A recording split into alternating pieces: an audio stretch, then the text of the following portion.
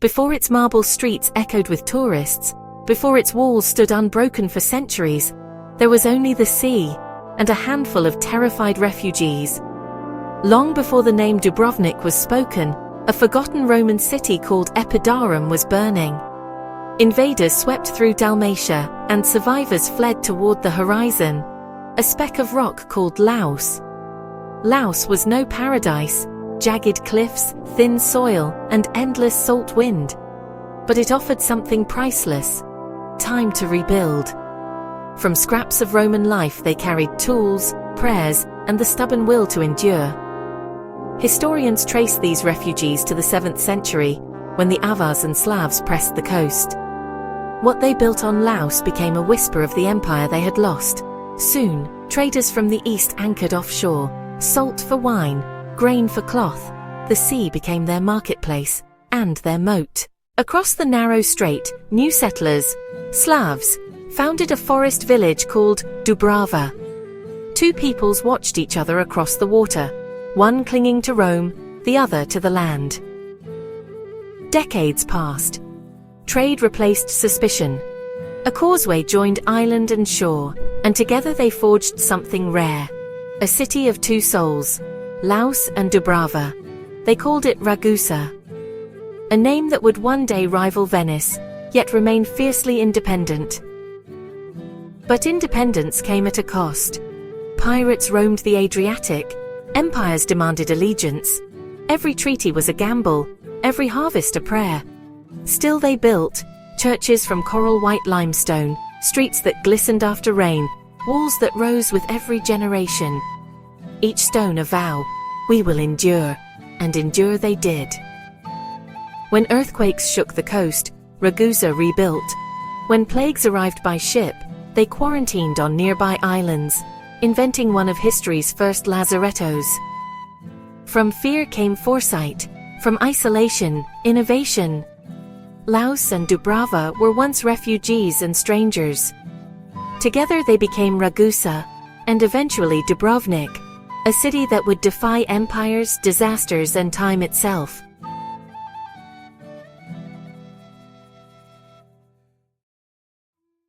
Laos and Dubrava were once refugees and strangers. Together they became Ragusa, and eventually Dubrovnik, a city that would defy empires, disasters, and time itself. By the 10th century, the settlement once called Laos and Dubrava had matured into a new name, Ragusa. Surrounded by ambition, Venice to the north, Byzantium to the east, and kingdoms shifting like tides, Ragusa survived not through conquest, but through cleverness. Its people knew the sea could feed or destroy them. So, they built a merchant republic. A government run by traders, captains, and craftsmen. Power wasn't inherited, it was negotiated. Decisions were made inside the Great Council, a chamber echoing with debate rather than decree. Every law, every treaty, every voyage was weighed for balance. Profit without provocation, independence without isolation.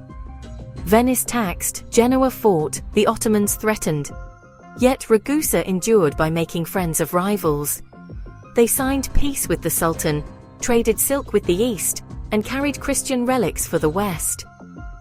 Their flag flew in ports from Alexandria to London. A Ragusan ship might sail under one banner, then another. Not out of deceit, but survival. Neutrality became their armor, diplomacy their compass. Still, neutrality couldn't stop disaster. Fire tore through wooden rooftops, lightning split church towers. When plague arrived by sea, they built quarantine islands. Centuries before modern medicine called it public health. For every setback, they innovated. Ragusa pioneered maritime insurance, set fixed exchange rates, and minted silver reals. Their motto, non bene pro toto, libertas venditur auro. Liberty is not sold for all the gold in the world, but liberty is never free. To keep their walls and ships, Ragusa quietly paid tribute, first to Byzantium, later to the Ottomans, buying peace coin by coin. Outsiders called it submission, Ragusans called it strategy. Through storms, empires, and epidemics, the Republic of Ragusa flourished. Its fleet numbered hundreds. Its code of laws inspired neighbors. It proved that diplomacy could build an empire of ideas. By the 15th century, Ragusa had become the envy of the Adriatic, a jewel of commerce and conscience.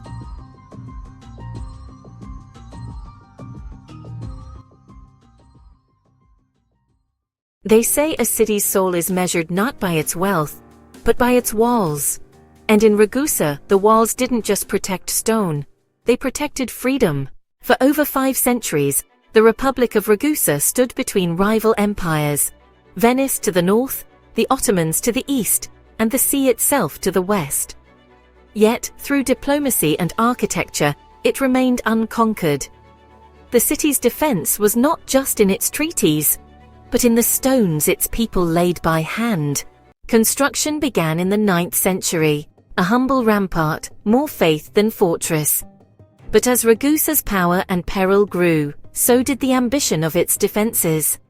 By the 14th century, the city walls stretched nearly 2 kilometers around Ragusa, up to 25 meters high. Every block of limestone came from local quarries. Every tower had a name and a purpose. The Minsetta Tower, with its wide circular crown, watched the inland approach. Its height a statement to would-be invaders. You will not take what we built. The Bokar and Revelin forts guarded the harbor. Their cannons rarely fired but always ready. Within the walls, blacksmiths forged anchors beside armor, and masons prayed their craft would outlast them. When storms hit, the walls stood firm. When Venice sent fleets, Ragusa paid tribute but never surrendered. The city's motto, "Liberty is not sold for all the gold in the world," wasn't poetry. It was policy.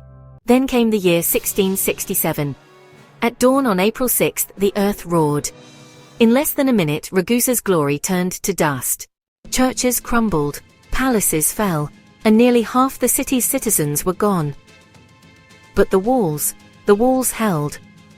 Within days, survivors cleared the streets and rebuilt, stone by stone, exactly where their ancestors had stood. The same walls that once kept enemies out now kept hope in.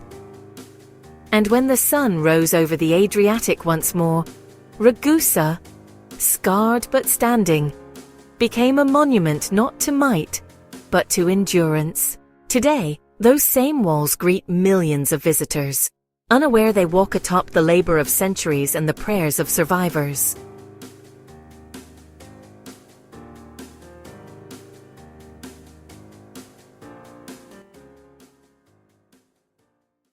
When death arrived by ship, most cities shut their gates. Ragusa did something unheard of. It built new ones. By the 14th century, Ragusa had become a maritime power, its ships trading across the Mediterranean, its merchants welcomed in every port. But trade carried more than silk and spices. It carried the deadliest traveler of all, the plague. When the Black Death reached the Adriatic in 1348, Ragusa faced an impossible choice: shut its ports and starve, or stay open and risk annihilation. Records from the city archives describe panic, prayer, and policy. Yet unlike most medieval cities, Ragusa chose reason. The city council passed a law: ships arriving from infected ports must wait 30 days on a nearby island before entering. They called it Trentino, from the Italian for 30. Later that became Quarantino. And so, the word quarantine was born, right here, in Ragusa. These isolation islands became known as the Lazaretti, named for Lazarus, patron saint of the sick. Inside, the sick were treated, the exposed observed, and the healthy kept apart. It was revolutionary. Centuries before germ theory or modern hygiene, Ragusa had invented public health by instinct and necessity. The system worked. The city's population recovered faster than its neighbors. Trade resumed. Ragusa's wealth and reputation grew even greater. But prosperity brought new challenges. Maintaining neutrality among warring empires demanded constant diplomacy and constant payment. The Republic paid tribute to the Ottomans for peace and sent envoys to Rome for blessings. It walked a tightrope between two worlds, and somehow never fell. Still, every success carried the memory of that invisible enemy. The Lazaretti stood as a reminder: progress begins with fear, and courage that outlives it.